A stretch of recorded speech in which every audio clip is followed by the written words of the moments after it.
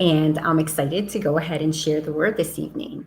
So, I want to start by asking you if, as a child, did you ever get told by your parents or maybe a babysitter or a teacher to not do something because you may result in consequences? It could be painful, right?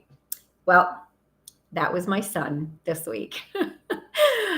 I tell him, do not jump on the stools, sit still on the stools, or you're going to fall over and get hurt. But as kids do, they don't listen, right? And so he fell right off the stool on his bottom and he was not happy. And I try to explain to him that our actions have consequences, especially when we're disobey what we're told to do, right? Does that stop them from repeating it? No. They'll forget about it and do it again, right? And so we're constantly trying to remind them.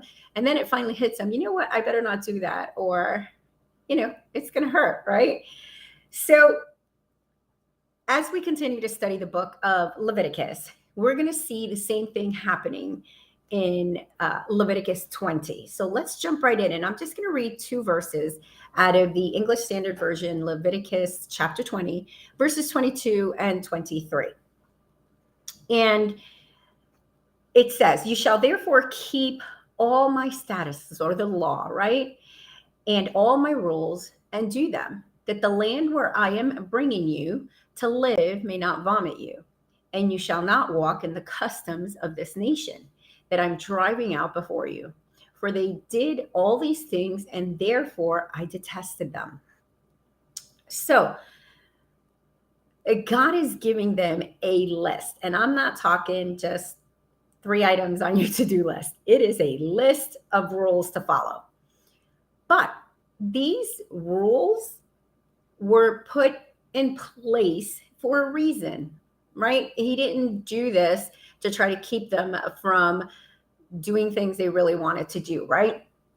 He was forbidding them or prohibiting them from doing an act that could potentially, usually would lead to being ruined, right? Or some kind of pain or suffering or destruction.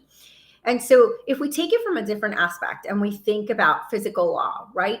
So if we talk about physical law, that is kind of self-explanatory, right? When we talk about something like jumping off of a skyscraper or a building, you're going to come down and you're going to come full speed down, and consequence could be death, right?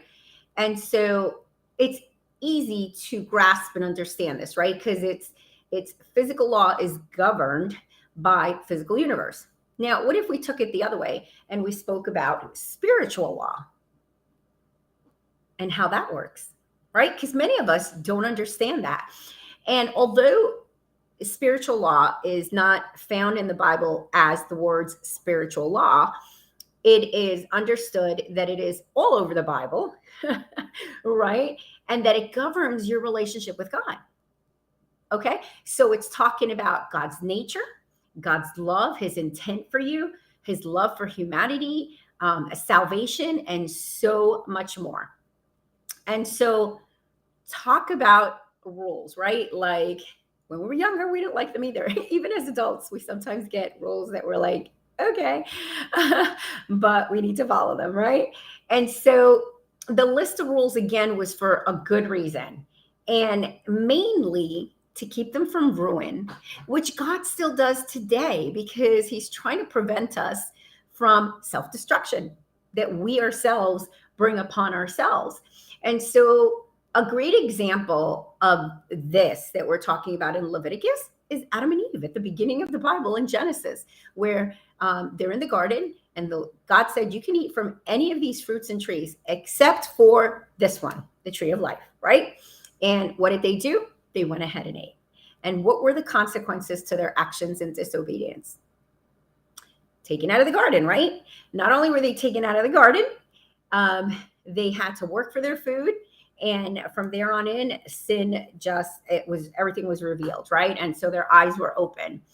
And we see that as we study this, it's important to understand that when God is telling us to not do something or to not follow our emotions, right? Or our physical desires or pleasure to want to do something that we know we should not be doing or is forbidden or better not to do, right? That you stop, think, and understand what the consequences of your actions might be. Okay. So next time that you are confronted or you're in a situation where you shouldn't be doing something and God is trying to protect you and he is letting you know to, stay away from the situation or not give in to the flesh, that the consequences that can come from it could be painful or it could bring suffering. Okay. Now he gives us free will, right? To do as we would like to do. He doesn't force us to not do something, but out of his love and the spiritual law, he shows us his love and wants us to be in obedience and have a relationship with us. Okay. Sin separates us from God. And we've all sinned and come short of the glory of God, as Romans 3:23 says.